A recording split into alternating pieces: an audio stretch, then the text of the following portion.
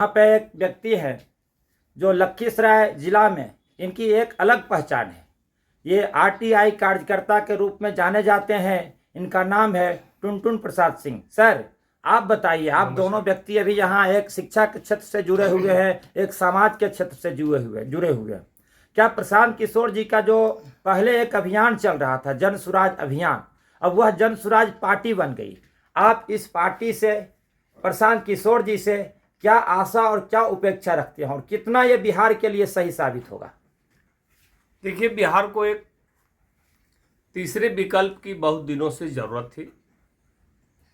पिछड़ा और महादलित के नाम पर लगभग 35 वर्षों से जाति आधारित शासन व्यवस्था हमारे बिहार में कायम रही, जिसका दुष्परिणाम हुआ कि बिहार के लोग जाति में बंटकर राजनीति का निवाला बन गए और यहाँ जो है, यहाँ की सामाजिक व्यवस्था को के ताना बाना को तोड़ दिया गया। इसका सबसे बड़ा दुष्परिणाम हुआ कि यहाँ उद्योग धंधा तो चौपट हुआ ही, यहाँ की कृषि भी चौपट हुई और यहाँ के लोग पलायन करने के लिए मजबूर हुए। चाहे वो शिक्षा लेने के लिए पलायन करें या रोजगार पाने के लिए पलायन करें, यहाँ लोग पलायन कर रहे हैं। इसके कारण यह राज्य जो है वो खासकर सक्षम लोगों कि यहाँ जो है न्यूनता कहिए कमी होने लगी है।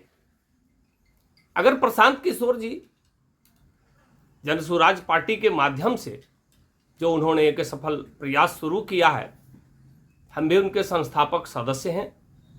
हम आरटीआई कार्यकर्ता तो हैं ही और समाज में ही काम कर रहे हैं। हम हमेशा सड़क पर ही हम हैं। हम भी एक अपना अभियान चला रहे हैं, लेकिन इस अभियान के साथ साथ हम इनके अभियान को भी सहयोग दे रहे हैं और यहाँ प्रशासनिक व्यवस्था को दुरुस्त करना सबसे पहली जरूरत है। जैसे उनकी सरकार बनती है, वो प्रशासनिक व्यवस्था को दुरुस्त करें, राजनीतिक प्रदूषण को खत्म करें। ये सब तो उनकी पहली आवश्यकता होगी सरकार बनते ही, लेकिन अभी तो सरकार बनने में समय है। अभी तो संगठनात्मक स्वरूप ही दिया जा रहा है। अभी आप सरकार बनाने और बनने की बात करिए। उनका जो मुख्य मुद्दा है, बच्चों को शिक्षा, युवाओं को रोजगार, किसान को कमाने लायक खेती, महिलाओं को सस्ता दर पर ऋण और यहाँ के बुजुर्गों को 2000 रुपये प्रति माह पेंशन। लेकिन बाकी लोगों का तो कहना है कि बिहार में राजनीति सिर्फ जाति आधारित राजनीति होती है। तब जाति आधारित राजनीति पे फिर उनकी सरकार कैसे बनेगी?